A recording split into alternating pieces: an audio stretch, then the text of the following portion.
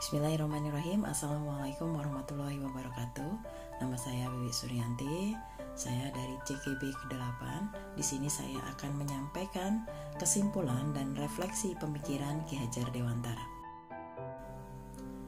Ki Hajar Dewantara memberikan pemikirannya tentang dasar-dasar pendidikan. Menurut Ki Hajar Dewantara, pendidikan bertujuan untuk menuntun segala kodrat yang ada pada anak-anak, agar mereka dapat mencapai keselamatan dan kebahagiaan yang setinggi-tingginya.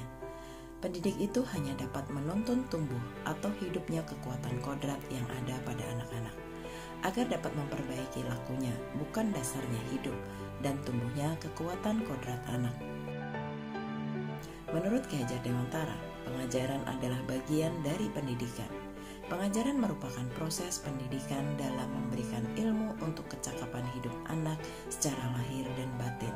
Sedangkan pendidikan memberi tuntunan terhadap segala kekuatan kodrat yang dimiliki anak agar ia mampu mencapai keselamatan dan kebahagiaan yang setinggi-tingginya, baik sebagai seorang manusia maupun sebagai anggota masyarakat. KHD memiliki keyakinan bahwa untuk menciptakan manusia Indonesia yang beradab, maka pendidikan menjadi salah satu kunci utama untuk mencapainya.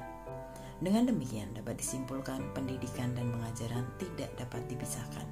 Menurut Ki Hajar Dewantara, pengajaran dan pendidikan harus selaras dengan penghidupan dan kehidupan bangsa agar semangat cinta tanah air dapat terus terpelihara. Ada beberapa poin penting dari pemikiran Ki Hajar Dewantara terkait pendidikan, yaitu yang pertama, menuntun tumbuh kembangnya anak-anak agar mereka mencapai keselamatan dan kebahagiaan baik sebagai manusia maupun sebagai masyarakat. Kemudian yang kedua, berorientasi pada anak.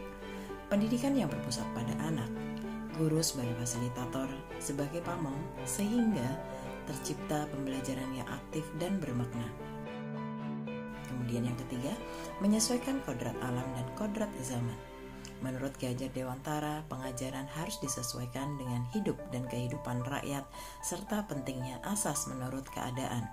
Dalam arti segala alat, usaha, dan cara pendidikan harus disesuaikan dengan kodrat keadaannya, baik lingkungan alamnya maupun keadaan atau kondisi zamannya.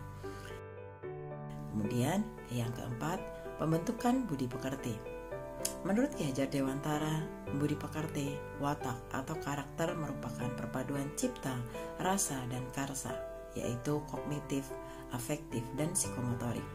Pendidikan diharapkan tidak hanya untuk mencerdaskan intelektual, tetapi juga mencerdaskan secara emosional dan spiritual, cerdas pemikiran, dan baik kepribadiannya. Selanjutnya yang kelima, bermain. Menyajikan pembelajaran yang menyenangkan bagi peserta didik. Kemudian yang keenam, kemerdekaan. Memberikan kesempatan pada anak-anak didik berkembang sesuai minat dan bakatnya, namun tetap dibina, diarahkan sesuai kebutuhan dan karakter peserta didik. Selanjutnya saya akan menyampaikan refleksi dari pengetahuan dan pengalaman baru. Yang pertama, sebelum mempelajari pemikiran-pemikiran Ki Hajar Dewantara, saya percaya bahwa dengan tindakan tegas dan memberikan hukuman akan membuat perubahan terhadap diri siswa. Ternyata hal tersebut bisa bersifat sementara karena adanya rasa takut dan bukan atas kesadaran pribadinya. Saya belum menyadari adanya kodrat alam yang membuat siswa ada memiliki kemampuan yang berbeda-beda, sehingga sering memberikan materi dan cara mengajar yang sama terhadap siswa. Setelah mempelajari pemikiran-pemikiran Ki Hajar Dewantara, banyak hal yang dapat saya pelajari, bahwa dalam memberikan pengajaran harus mempertimbangkan karakter dan kebutuhan anak-anak. Dalam kegiatan belajar di kelas sebagai pendidik, kita harus menggunakan berbagai macam metode pembelajaran yang menyenangkan dan bervariasi agar murid tidak bosan. Mengemas pembelajaran dengan kegiatan bermain sambil belajar, menyesuaikan dengan kodrat anak, yaitu bermain. Proses pembelajaran dan susunan kelas yang mencerminkan pendidikan Ki Hajar Dewantara yang bisa diterapkan ke depannya, yaitu yang pertama, merancang dan melakukan asesmen diagnostik awal untuk mengetahui profil siswa, meliputi modalitas belajar, kepribadian, hobi, dan latar belakang keluarga, dan sebagainya. Yang kedua, merancang pembelajaran sesuai dengan hasil asesmen diagnostik awal yang telah dilakukan. Yang ketiga, membuat kesepakatan belajar di kelas. Yang keempat, tidak memberikan hukuman yang tidak mendidik kepada siswa. Yang kelima, mengenali siswa dan latar belakangnya dengan melakukan home visit jika diperlukan.